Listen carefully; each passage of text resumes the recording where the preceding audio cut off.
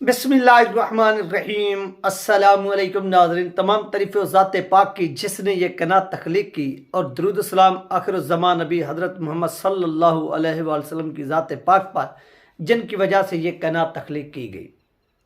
नाज़रीन, आज की वीडियो में हम बात करेंगे मुफ्ती मुनीबुर रहमान साहब की, जिनको एक बहुत बड़े पाकिस्तान के सिविल एवार्ड से नवाजा गया है। उस एवार्ड का नाम क्या है और क्यों नवाजा गया है, किस कारकर्दगी की बुनियाद पर, ये तमाम चीज़ें आप लोगों के साथ इस वीडियो के अंदर शेयर होंगी। चैनल पर नए हैं तो इसको लाजमी सब्सक्राइब करें, वीडियो को शेयर करें और कमेंट्स भी करें। जितने बहन भाई देख रहे हैं, ये आपसे रिक्वेस्ट है।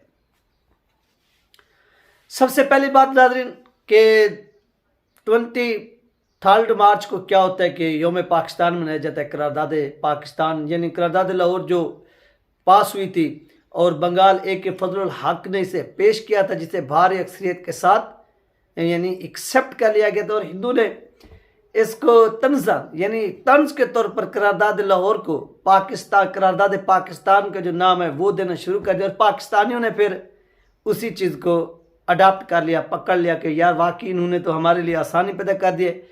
फिर ये करारदाद पाकिस्तान के नाम से फेम हुई, यानी फेमस हुई, मशहूर हुई, और आज तक इस डे को मनाया जाता है। और यहाँ पर फौजी परेड भी हुई। आपने देखा कि फ़लस्तीन के अंदर बच्चे जो हैं वो शहीद हो रहे हैं, जबकि पाकिस्तानी जो हैं जिन हथियारों के साथ उनकी हेल्प कर सकते हैं, ये उनके साथ यहाँ पर एक तमाशा लगाए हुए, एक सर्कस जो था वो लगा। और इस सर्कस को पाकिस्तानी अवाम ने बड़ा इंजॉय किया, क्योंकि सर्कस जो होता है वो चंद घंटों का शो होता है। उसके बाद हर कोई अपने अपने घरों की तरफ चला जाता है, और जो लोग आते हैं यानी वो पैसे भर कर टिकट्स वगैरह ख़रीद कर चले जाते हैं। और इस तरह जो सर्कस का मालिक होता है वो अपने जो है ना वो लाखों करोड़ों रुपए जो है ना वो एक शो के कमा लेते हैं। और यही सीन हुआ, क्योंकि यार मैं इसलिए ये अल्फाज कह रहा हूँ कि जब आपके पास दुनिया के सबसे बड़े मिसाइल हों जिनकी आप नुमाइश करें, और उनके ऊपर जो धूड़ वगैरह लगी हुई होती है, आप उसके ऊपर टाँकी मरवाते हैं और उसी दिन उनको बाहर निकलवाते हैं। फिर आप वो बड़े बड़े जहाज़ वगैरह वो निकालते हैं। ये जहाज़, ये टैंक, ये मिसाइल, ये किस काम के हैं? अगर वहाँ पर गज़ा की ये मदद नहीं कर सकते मुसलमानों की, तो ये किसी काम के नहीं है। फिर इनको आप वहीं पर ही रहने दें जहाँ पर ये पड़े हुए थे। फिर इसके ऊपर कपड़ा शपड़ा मरवाने की, वो टाँकी शाकी मरवाने की किसी किस्म की कोई ज़रूरत नहीं थी। लेकिन नाज़रीन, यहाँ पर एक चीज़ जो है वो इस मरतबा बहुत अच्छी हुई है, जिसे देखकर मुझे भी बड़ी खुशी हुई कि हर साल एवार्ड दिया जाता है, किसी को सितारे इम्तियाज़ और किसी को पता नहीं सितारे क्या क्या दिया जाता है। और पाकिस्तान का सबसे बड़ा जो निशान है उसका नाम है, आपको मालूम है कि निशान हैदर, जो सोल्जर्स को मिलता है जो पाकिस्तान का दिफा करते हुए शहीद होते हैं। और इसके बाद बहुत से और भी ऐसे समझ लें कि मिलते हैं टाइटल वगैरह। तो मुफ्ती मुनीबुर रहमान साहब को जो मिला ये सितारे इम्तियाज़ मिला है, और ये सदर पाकिस्तान की जानिब से इनको दिया गया है, नवाजा गया है। अब मुफ्ती मुनीबुर रहमान साहब को ये क्यों नवाजा गया? आखिर खिदमत होती है ना, यानी अगर सोल्जर्स को मिलता है निशान हैदर तो उसके पीछे उनकी खिदमत होती है, खिदमत होती है, कुर्बानियाँ होती है, जदोजहद होती है, स्ट्रगल होती है। वो वतन का दिफा करते हुए इस मुल्क के ऊपर, इस मिट्टी के ऊपर शहीद होते हैं, और उनको खिराज तहसीन पेश करने के लिए, उनको ट्रिब्यूट पेश करने के लिए क्या किया जाता है कि उनको इन चीज़ों से नवाजा जाता है। इसी तरह से मुफ्ती मुनीबुर रहमान साहब को भी यहाँ पर नवाजा गया है। बहुत से लोग पूछेंगे कि यार मुफ्ती मुनीबुर रहमान साहब की क्या खिदमत थी, तो उनकी खिदमत के ऊपर रोशनी डालते हैं। नाज़रीन, एक तो वो आपको मालूम है कि एक लंबा अरसे तक रुवत हिलाल कमेटी के चेयरमैन रहे हैं, जो पाकिस्तान के अंदर ईद के चांद का, रमज़ान के चांद का क्या करते थे, डिसीजन करते थे। और उनके डिसीजन के ऊपर पाकिस्तान की जो पब्लिक थी वो 100% एतमाद करती थी, यकीन करती थी। और पाकिस्तान के अंदर कोई इस तरह की जो कैफियत पैदा हुई है पिछले 1-2 सालों में, वो इस तरह की जो कैफियत है वो पैदा नहीं होती थी। क्यों? क्योंकि मुफ्ती मुनीबुर रहमान हदीस और कुरान के मुताबिक क्या करते थे, चांद का फैसला करते थे, ना कि वो इस तरह का फैसला करते जिस तरह से अबू अल खैर ज़ुबैर साहब जो हैं ये करते हैं। और इनका आपको मालूम है कि इनको जो चिट्ठी लिख कर दी जाती है वो ये पढ़ते। एक तो उनकी ये सर्विस हैं, ये खिदमात हैं कि जब तक वो चेयरमैन रहे इन्होंने ईमानदारी के साथ काम किया, बगैर किसी दबाव के, 100% मेरिट के ऊपर, इस बुनियाद पर इनको ये नवाजा गया है। नंबर 2, इनको जो नवाजा गया, आपको याद होगा कि 2021 के अंदर एक पाकिस्तान के अंदर इसी रमज़ान के दिनों में खून की होली खेली गई। यानी हर तरफ, चाहे वो कराची था, चाहे वो लाहौर था, चाहे वो सिंध था, यानी ओवरऑल पाकिस्तान के 4 सूबे और फिर इन 4 सूबों के आपको मालूम है कि जो सिटीज़ हैं मेन फिर छोटे सिटी, यानी हर तरफ एहतजाज, और उन एहतजाज के नतीजे में मुज़ाहिरीन के ऊपर तशद्दुद किया गया, और ऐसा तशद्दुद किया गया कि जिसे पाकिस्तान की हिस्ट्री में कभी भी भुलाया नहीं जा सकता। तो इसके नतीजे में यानी प्लान तश्कील दिया गया कि एक बहुत बड़ा ऑपरेशन हो, और इस ऑपरेशन के नतीजे में हज़ारों की तादाद में जो लोग हैं उनका कत्लेआम कर दिया जाए, यानी उनको ख़त्म कर दिया जाए। ये इस तरह का जो था वो ऐसे समझ लें कि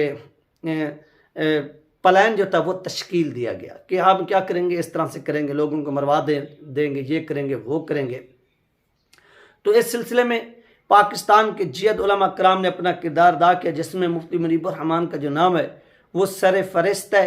वो खड़े हुए और उन्होंने इस काम को होने से रोका और पाकिस्तान के एक बहुत बड़े नुकसान से, तजाद से बचा लिया।